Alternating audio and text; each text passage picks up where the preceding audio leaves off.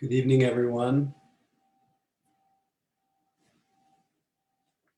Nice to see all your faces. We'll wait to say a group hello at the end of the sitting this evening. So in the meantime, since you are here in a timely way, let's just practice together.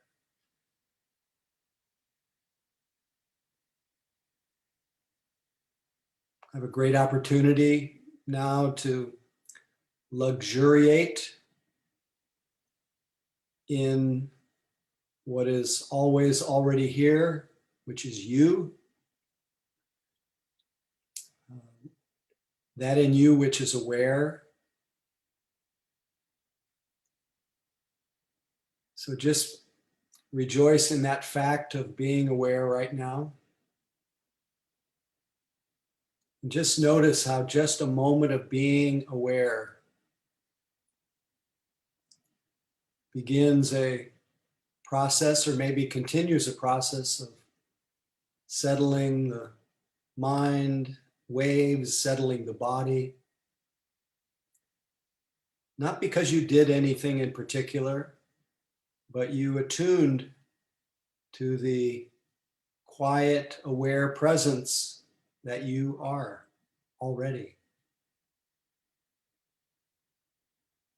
Not what you imagine yourself to be, not what you were, not what you will be, but just what you are right now. Free of, for a moment anyway, of the historical version of yourself. You're aware, you're here.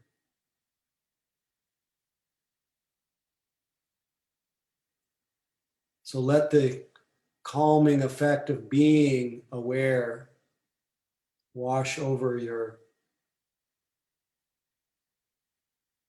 calcified, tense minds and bodies. Just notice how everything starts to melt, dissolve into the openness of your practice.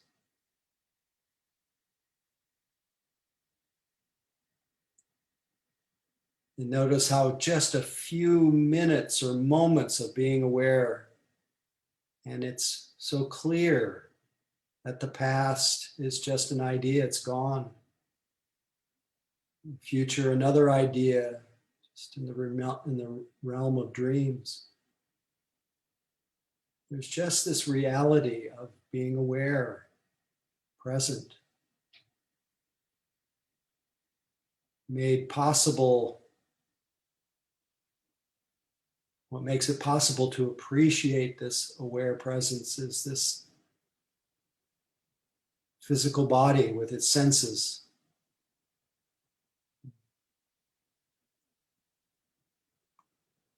So bring this awareness together with your physical body.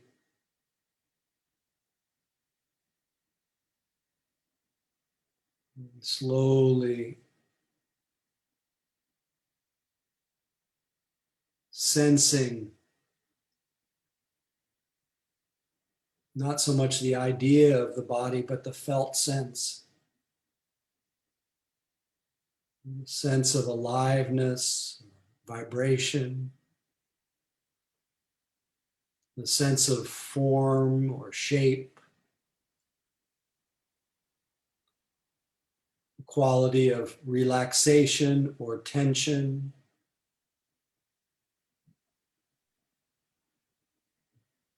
the experience of the elements of nature, heaviness or hardness, sense of cohesion. This is the water element. The temperature, the fire element, the vibration, the wind or air, the air element. Just feeling this experience of nature.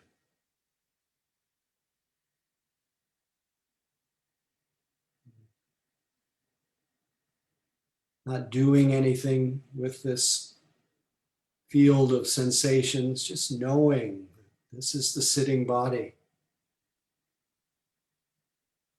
And then just knowing without any kind of manipulation, knowing that it's breathing.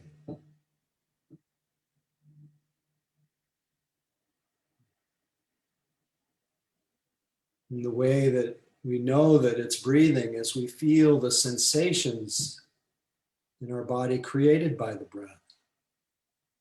The sense of stretching or expanding, the sense of contracting,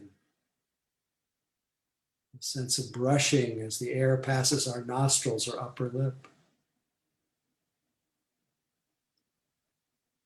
Just wherever that feeling of the breath in the body is most clear, we connect with that. We simply enjoy intimately the body's experience of its own in-breath, its own out-breath.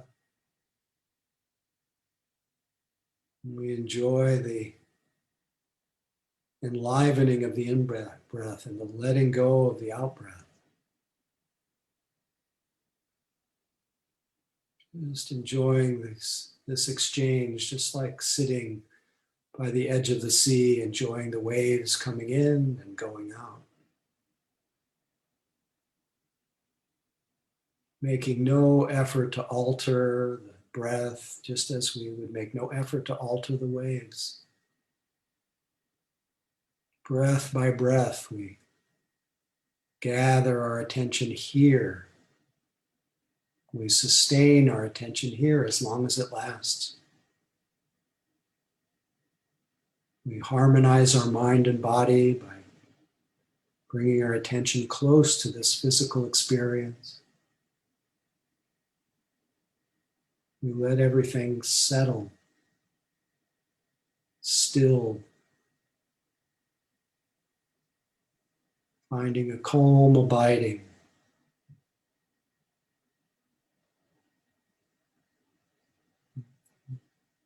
Letting go of whatever is not here.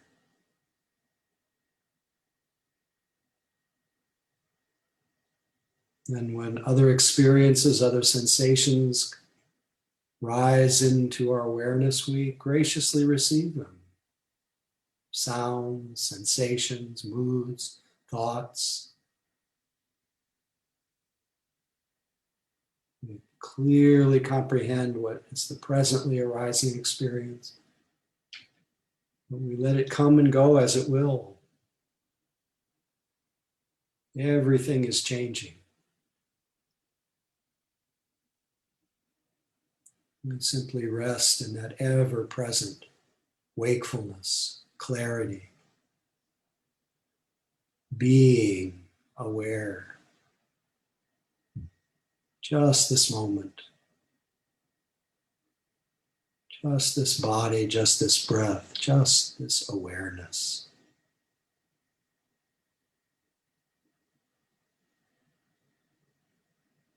Nothing to do or undo, nothing to fix, nothing missing. Just being aware, complete.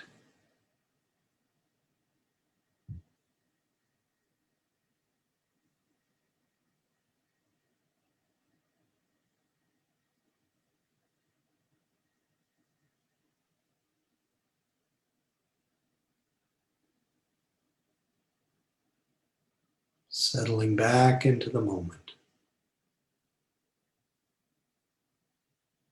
Receiving life within this sky-like openness,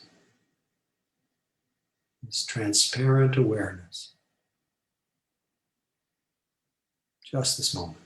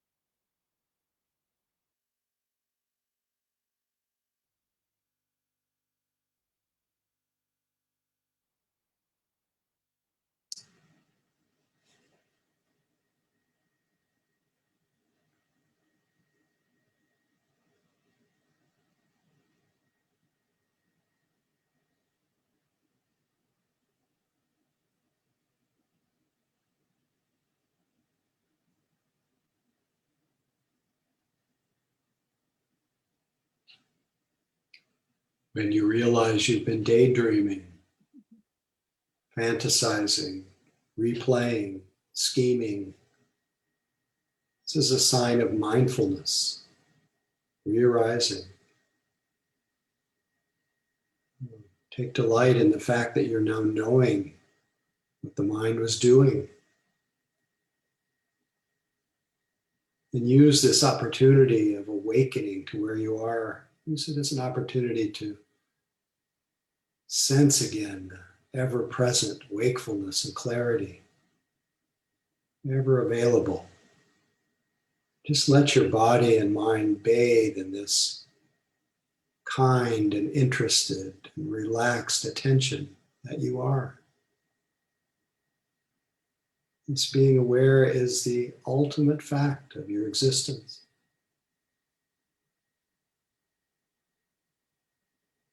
Be aware.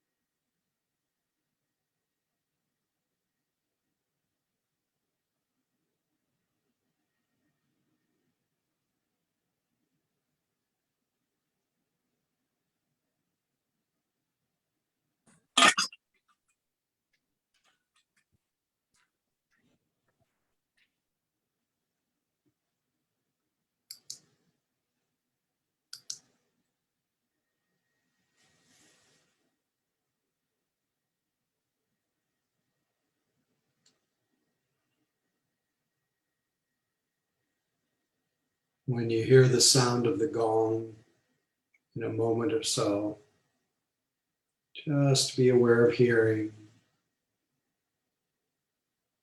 Notice how the sound arises and fades. When it fades and you feel the impulse to open the eyes, be aware of that experience of opening the eyes. Noticing the arising of outer sight, of seeing. Notice the impulse to make any other movements. And then be mindful of any other movements that you make so that practice continues. No break in the continuity of awareness. It's not a doing, just a state of being aware. Everything noticed, everything equal.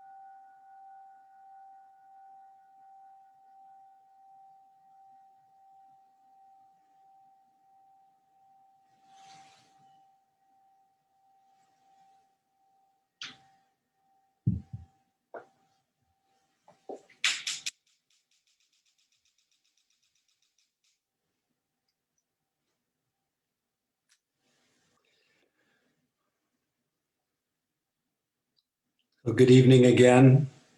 Really nice to sit with all of you. I'd like to invite everyone to say hello to each other. Feel free to unmute. This is our opportunity to just sense the sound, the feeling of being together. A little bit more challenging online, but you have this. So, Hello, everyone. Hello, everyone. Hi. hello. Hey, everyone. Hi. Hi. Hi from Hello. Santa Barbara. Santa Barbara, how cool. Hi, Margot. Hello, everyone. Hi. Hi, Howie. Hello, everyone. Hi, everybody. Hello. Great Hi, to see all of everyone. you. Nice to see your faces.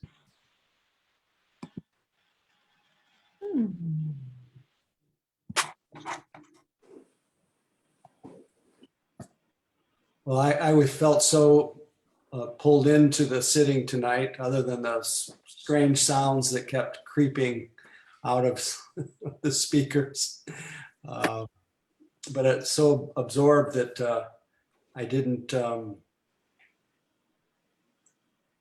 choreograph in my mind how I wanted this evening to unfold. But now that I see you, I am curious about what was happening with you during the sitting. If there's anything in particular that you noticed, anything that you would like to ask about, any topic that came up, emerged as something you wanted me to speak about.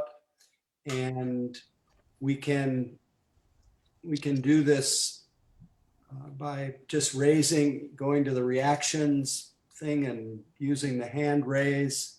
There's a raised hand function under reactions. And feel free to ask any question or comment, description, and whatever it is that you may want to speak about may be of some use or benefit for someone else. So love to hear. Margot, please. Thank you for breaking the ice. Okay. I was in a 4-day retreat this weekend, and it was the first time I'd ever been in such a lengthy retreat, and I'm not used to meditating so many hours in one day. And I'm wondering, my question is, I was not really able to fall into a meditation tonight. Is it, what should you do when that happens? Should you just sit quietly and try to be aware of what you can? and just sit, even though you're not quite able to get into a deep relaxation. Yes. Thank you so much for the question. I'm proud of you for doing a 4-day retreat. If you hadn't done it before, that's very wonderful. But I will just say that a deep meditation is an overrated experience. It is a hindrance. Once we set up what we like, which is a deep meditation, versus what we don't like, this, the third Zen patriarch said, is the disease of the mind. It puts us in a state of dissatisfaction, makes us associate our happiness with what comes next, which is the deep meditation. And if it doesn't come, you're unhappy. That's not happiness. That was not the happiness that the Buddha wanted us to realize. He wanted us to realize the happiness that comes from a mind that's free and independent. Well, no matter what it is that's going on. So when you said, what should I do? Just be aware of what is present. That's it. That's it. And let the deep meditation experiences be the byproduct of a mind that's just open to whatever's there. The fruit of that kind of experience is of that kind of attitude of openness to everything.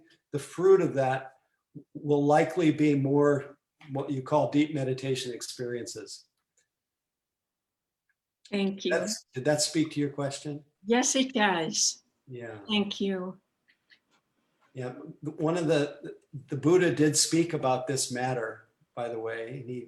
He called those deeper, more settled meditation experiences, he called them the springboard to nirvana. But he also called them the corruptions of insight. If you start looking for them, if you start chasing after them. Mm-hmm. But if they come, let yourself be inspired by them, encouraged to keep your practice going, but don't cling to them at all. You gotta let go. Just be grateful for when they happen. The one other thing I was going to mention is that Joseph Goldstein was talking about being selfless. And while I was meditating just now, I was trying to imagine what it would be like for that space that the self inhabits. If that were to be removed, what would be there in that space to replace it? And I thought about, well, would my soul be there? But then I realized Buddha didn't say hardly anything at all about the soul. So I'm learning. This is where I am right now in my Beautiful. learning. I love your innocence. I love your curiosity. And that is the mind that's selfless. It's a mind that's open. Oh, I don't know. And then what comes is selfless. Thoughts come all by themselves, no thinker. Feelings come all by themselves, no feeler. And so that just bearing witness to or being aware of the flow of experience, you see selflessness over and over again. So enjoy that. Thank you. Thank you. Anyone else, please? Let's see if I.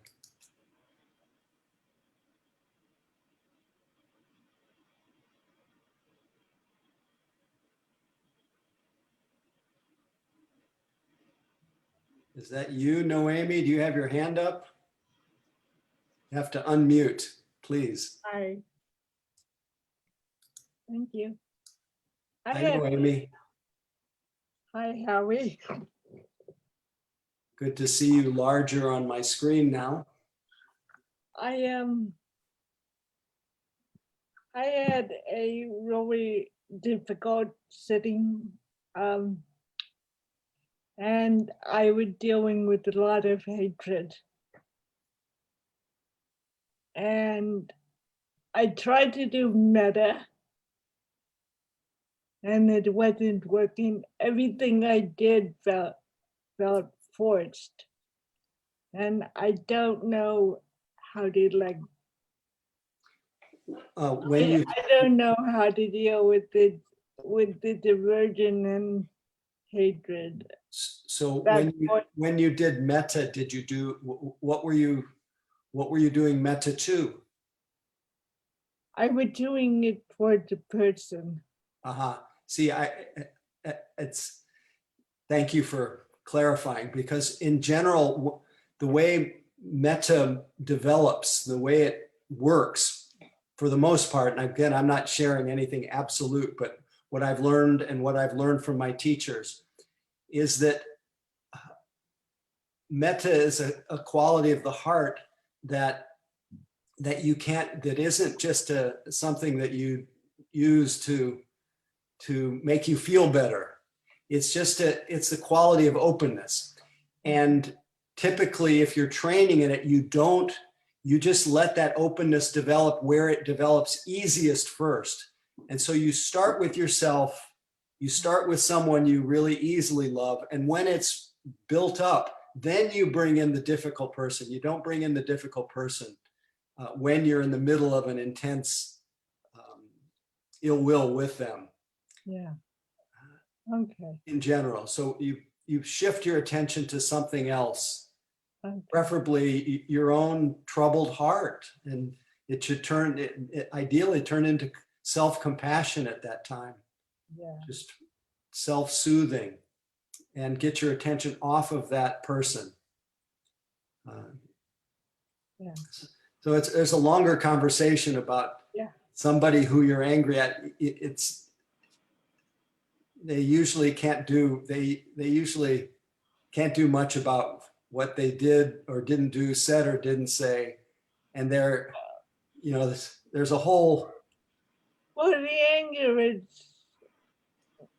I know the anger, part of it is for the anger not to be there. And I mean, that person is irrelevant.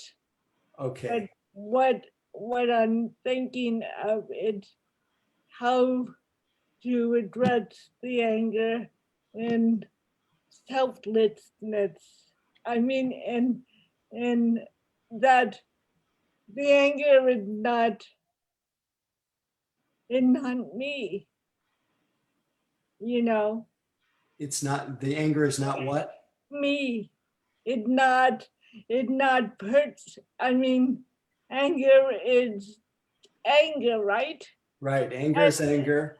And usually we're angry. Yeah. And And usually we're so angry. how do you not get caught up with, oh, it's my anger, when It's just anger. uh, just the dealing with no self, the no self in anger. I'll try to unravel what you just said, but Okay, sorry. no problem. No problem. So you've probably heard me talk about before that the Buddha's teaching on anger is that there's two main reasons that anger arises. And it arises often from frustrated desire, some desire that's not being fulfilled, or wounded pride, some kind of helplessness or vulnerability or something that gets defended by anger. So if you were to look at the sequence of desire in the mind, desire is not self, it's desire. But when desire is not fulfilled, there's a frustrated desire, and then defending against that kind of frustration, there tends to be anger. And when there's identity with something that you want, and it's not happening, there's wounded pride. The sense of being able to be in control, all that gets wounded. So none of that is self.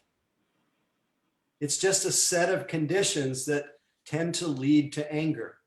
Yeah. So you can keep it out of the whole world of identity. It's just conditions. And that's what I was struggling with, is how to not get caught up in identity. I mean, it's, and I like what you said about how anger arises. The two ways that the Buddha. The two main ways, but sometimes just it's there and it's comes and there's Yeah. a really strong story about it. And there's, until there's some kind of noticing, oh, this is anger, or this is really an identification with a particular thing that I think the world should be, until we actually step out of it a little bit and notice, it's hard to do much about it. That's what I keep wanting to step out, but I'm not. Yeah, so when we're not able to step out, then we really do need to, if we can, turn to self-care and self-compassion and kind of bear the unbearable. Thank you. Just let our heart break. Thank you. Thank you.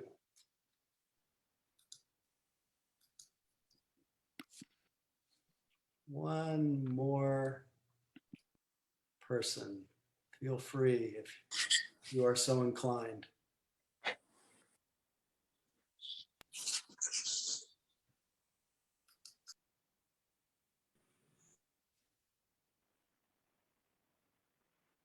Is there someone waving their hand? Me, I can't, I'm trying to remember how to make the Mary, hand you're come up. good. I can see you, Mary, so please feel free. Okay. Well, Oh, you Mary know, from Santa Barbara. I can't I see you. I thought about but you you. remember me, I right? thought about you and I wondered how you were getting along. I'm great. Everything is status quo, except we got another grandbaby coming on the way too. So Glad to hear. that's very exciting. You know, I kind of had the opposite experience tonight, which was a nice surprise of a really nice, deep, relaxed meditation. I think I've lost your picture. I had been at the farmer's market, which was a lot of hustle and bustle and crowds. And so I made a quick stop to just sit at the ocean for a few minutes before I came home. And then I had all this tourist traffic. It's the season.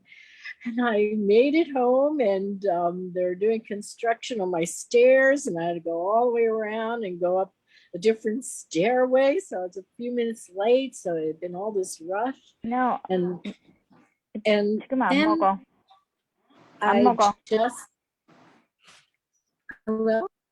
Sorry, somebody was unmuted. Okay. So Oh, go okay. ahead, Mary, please. And then I got here and I saw your smiling, beautiful face close to me, and I just settled down and surprisingly had a wonderful, deep, relaxing meditation. Thank you so much. It was very lovely. It was Glad very to hear. nice surprise. Such a reminder. So nice to see you. Same to you. Such a reminder. We never know what will happen. Right. So that I always think of Yogi Berra, says it's not what you don't know that gets you into trouble. It's what you know for sure that just ain't so. You know, we would be sure that our mind would be agitated and we'd be tense, but in this case that you were obviously open to it going any way, and you just settled right in. So beautiful. I guess I needed it. But I just want to say we miss you here in Santa Barbara. I hope you know, things will be. It's very nice to see your face. Same to you. Thank you. Be well. You too. Mm.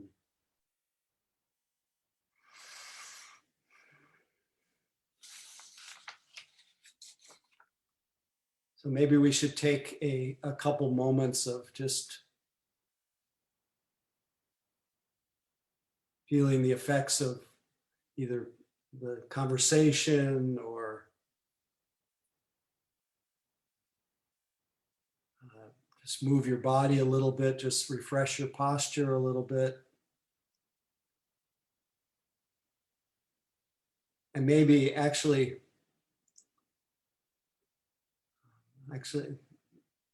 Howie, you're not giving any announcements, or you are tonight? Do you have some? I have no announcements. I could talk about Donna, at least my take on it, if you like. Yeah, we could do a little Donna pause for a moment, and people are willing to listen and stay with us. Please feel free, Howie. I'd love to hear what's on your mind. Okay. Well, first is I put in the chat box some link to different ways that people can do Dana.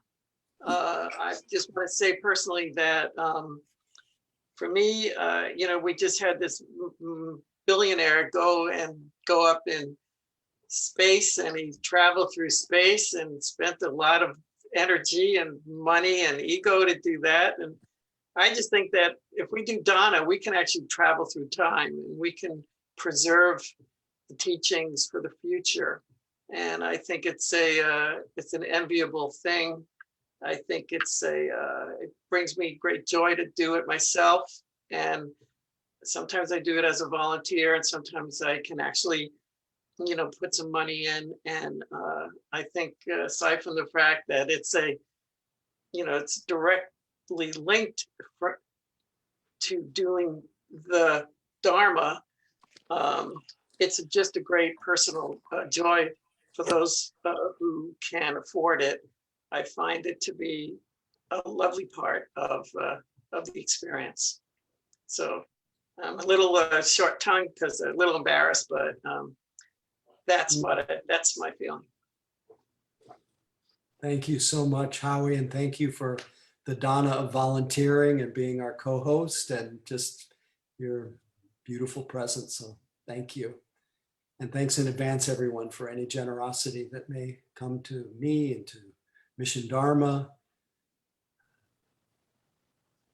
It's interesting that you mentioned the space travel today, because I had been thinking about my own, what felt like space travel to me, as in the last weeks, I've been doing a little walk down memory lane, both here and in my mind. But I remember the first 3-month meditation period that I did back in 1979. My parents didn't exactly understand what I was up to. And my father did not sleep very well through the whole 3-month practice period. Now, just to give you a little advance, he got used to it, and I did many, many more of those long practice periods. But the first one, he could not get what I was doing. He wasn't sure whether I had joined a cult or, why anybody would spend three months in silence. But one thing that my parents could relate to, or my dad in particular, is I said that, aren't you in some ways an adventurer? And he loved to travel to new places and really stretch himself. He and my mother both. And I said, you do the outer space travel, through the spaces of this world. I do inner space travel. I don't go anywhere, but I'm exploring a world that is unfathomable, that has no limits, that is just so mysterious, so profound in a way that, and it was interesting, just putting it in terms of travel. There was something in him relaxed, but he also saw, just while I'm on this topic, he saw over the years that I became a little, at least in his view, not necessarily in everyone's view, but I became a little less full of myself. I became a little more kind, and it seemed like my mind was not as complicated as it was. And he could compare to when I started this process. One example that's also comes from someone that keeps unmuting. Let's see. example that's been coming up in my memory lately is my 29th birthday. My parents were very generously offered me a watch, which was a very pretty watch. But I looked at the watch. I was very depressed at the time, kind of in an existential angst. I looked at the watch and I felt nothing. And I began to weep. so I was really in a complete mess. So they saw me go through these difficult mental states, and then they saw how things kind of smoothed out a little bit as the years went on. So highly recommend the internal space travel, as Howie was somehow recommending and appreciating the richness of this. You know, because all of us have aspirations to transcend our present experience, because it feels hard to bear. I've noticed that my own nervous system has gotten very much activated by the continued proliferation of this virus, all the animosity and all the polarization in the world, all the difficult thing, all the demands of everyday life. And it's a real natural thing, as I was talking about last night, to start constructing a feeling that you just need to get through things. But all that just is a kind of craving that keeps us in a state of waiting till it gets better, which masks that inner journey, that inner peace that comes not from waiting till things until we get through things, waiting till the world gets fixed, waiting till people start seeing the beauty in each other. You can't wait for that. This is the Dharma of non-postponement, of the journey to here, the journey to now. As a teacher I was reading today, who I quoted from a couple weeks ago, Soko Morinaga, who wrote the book about the extent of my stupidity, that was the title. And he says the purpose of our meditation is not to increase knowledge, but to scrape the scales off the eyes, to pull the plugs out of the ears. It's really to open to what's here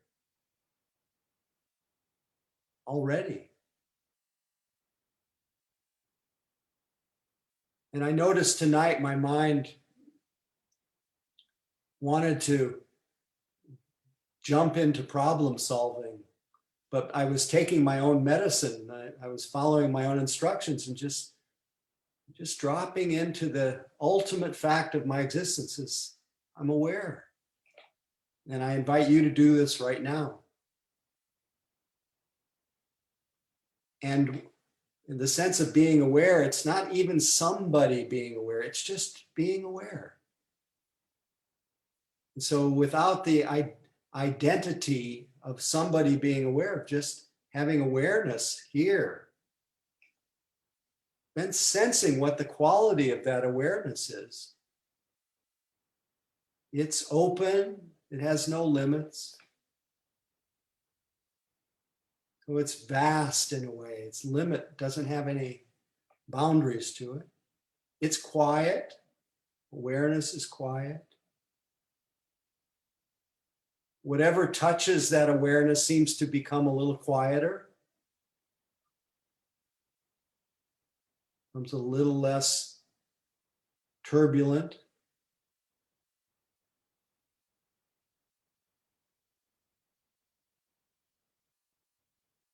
And it doesn't seem to depend on a particular position, sitting, walking, standing, lying down. It's just aware.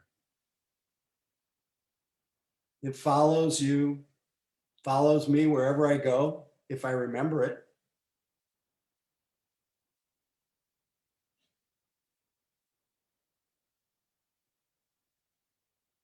So I appreciated what Soko Morinaga said. The purpose of practice is not to increase knowledge, but to scrape the scales off the eyes. And so I started to think today about what are the scales on the eyes? What are the plugs in the ears? And the scales on the eyes are what I think of as kind of calcified views, calcified beliefs. And I remember at times in my practice where my mind opened a little bit, completely outside of the realm of formal practice. And I think I may have shared the story of being with this teacher named Punjaji who I went all the way to Asia to visit by some great good fortune.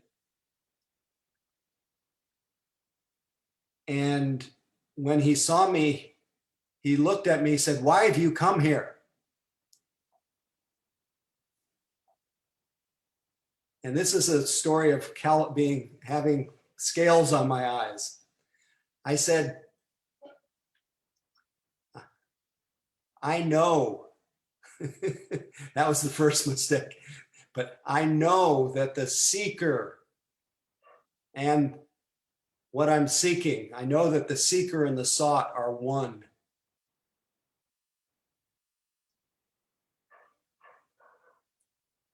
So I know what I'm seeking is myself. But I've come halfway around the world to see you, so I must want something from you. And he looked at me and he got this grin on his face and he said, "Remove the seeker and remove the sought." And at that moment, I went completely unconscious. And the next thing I knew, there was this laugh, this guttural laugh that woke me up. And the laugh was coming out of this mouth. And everything just kind of went silent. But it was so clear at that moment that the calcified sense of being somebody who's seeking had obscured this peace and this light and this love that I am and that you are. And this opening, this sense of experiencing life not through the lens of the calcified seeker or what was being sought, was so ordinary, so natural. The very natural state of the same awareness through which each of us is perceiving.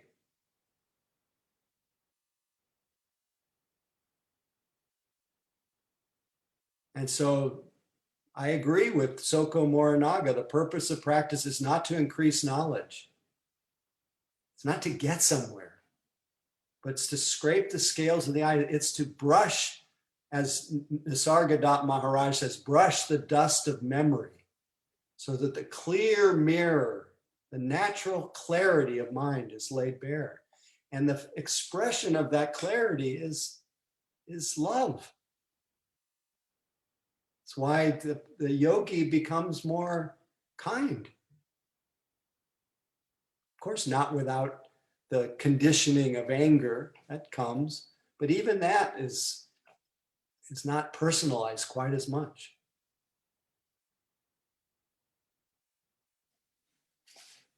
This afternoon, I stumbled on some beautiful teachings from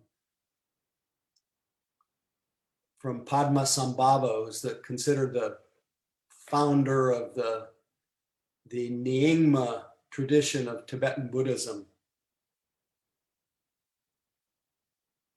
And a king went to visit Padmasambhava and asked him the question, what does it mean to gain certainty?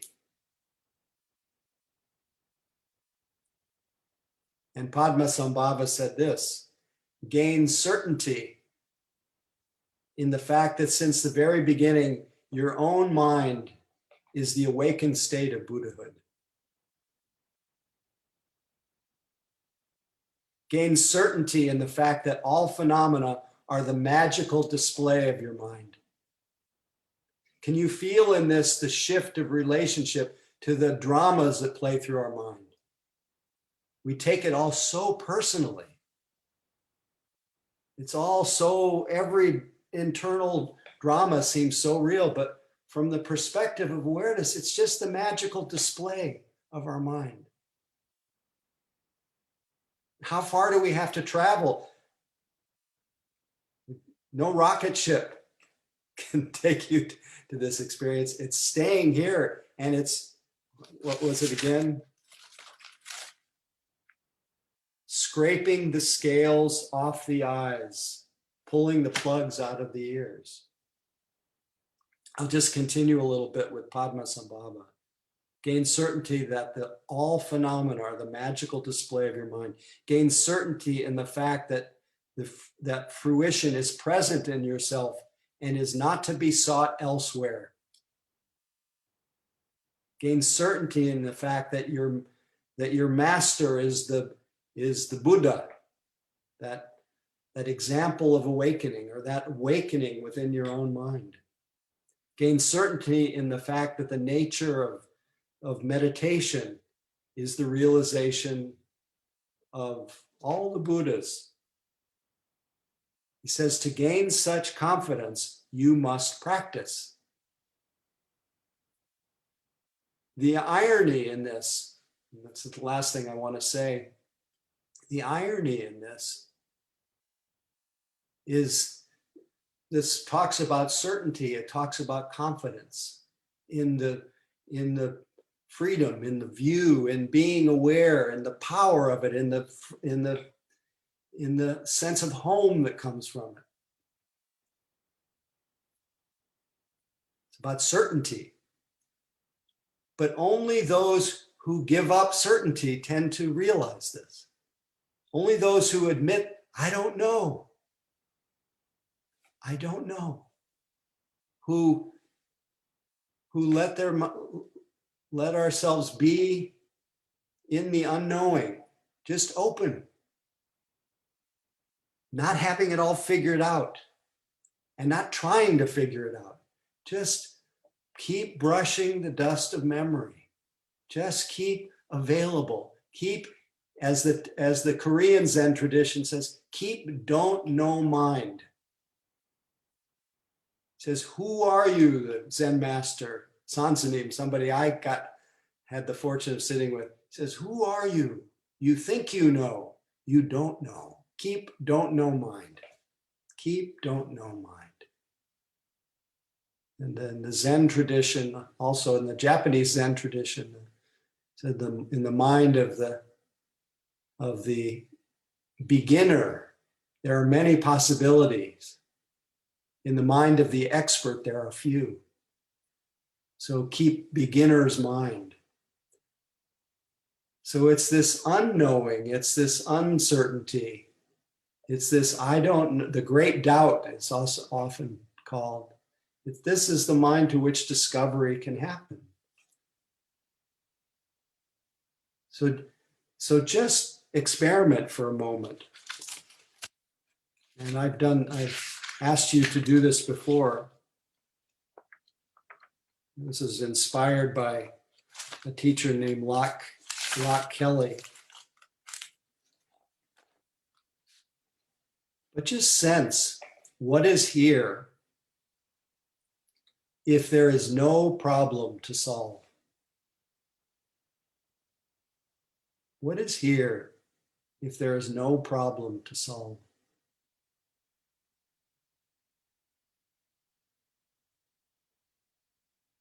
If there's nothing to become,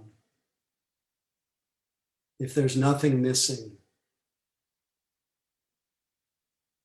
what is here if there's no problem to solve?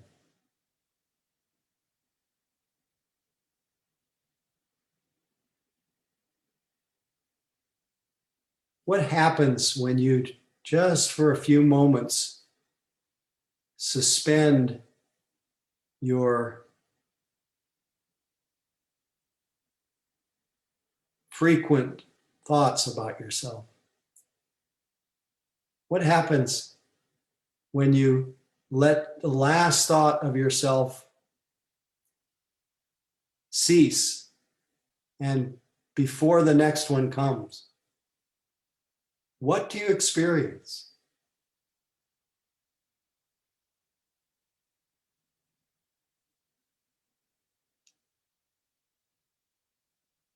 When I've asked this question in groups in the past, often people will say, quiet, peace, ease, contentment, freedom, no problem. But we did nothing. We had, just as it said that the Buddha once said that he gained nothing from his realization.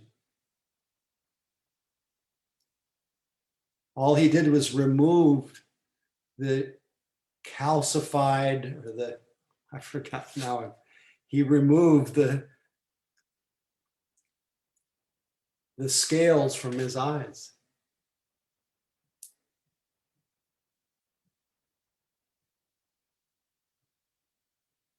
So all we did was just for a moment suspend our usual thinking.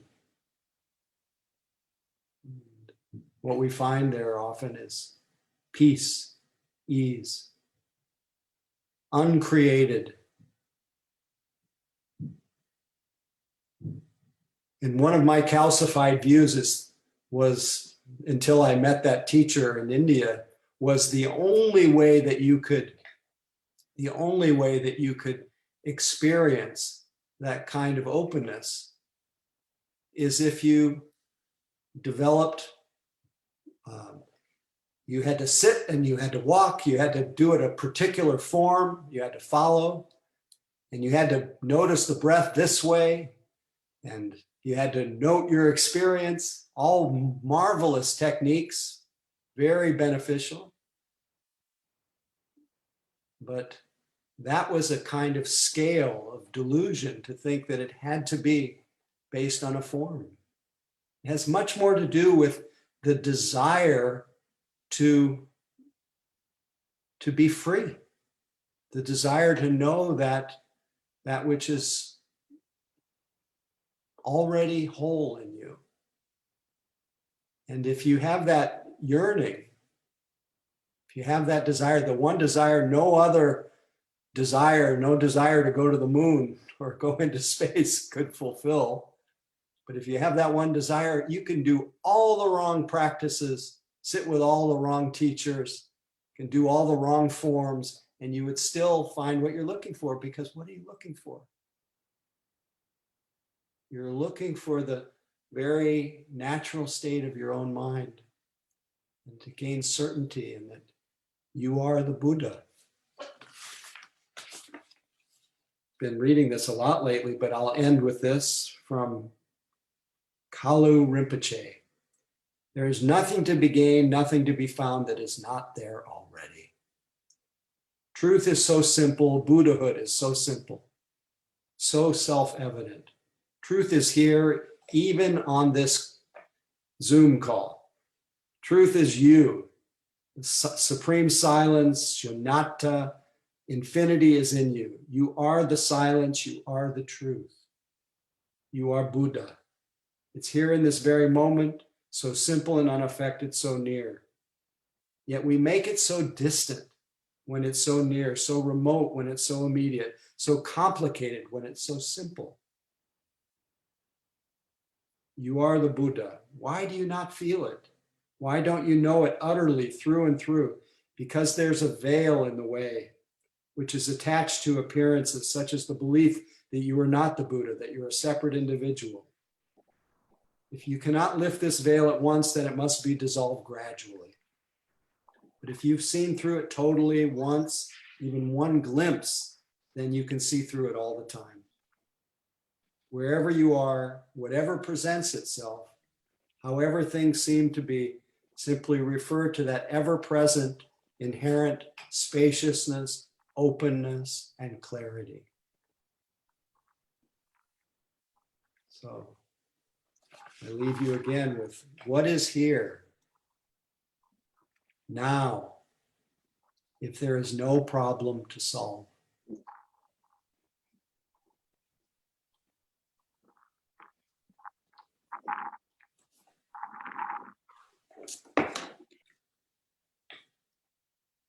Anyway, thanks for listening.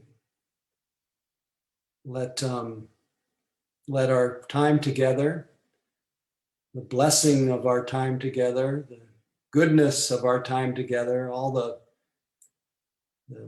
the juiciness of our time together, let it be offered as a blessing to all the suffering beings in this world of samsara, of endless wandering and searching and greed and hatred and ignorance in this world of pain. Let's just shower metta. Let our whole lives be metta showers on this world. Metta being loving kindness for those who don't know. And may our practice every day be dedicated to the welfare and benefit of all. May all beings be liberated, to know their true nature and have certainty about that. Enough of this waiting and postponing. Be free.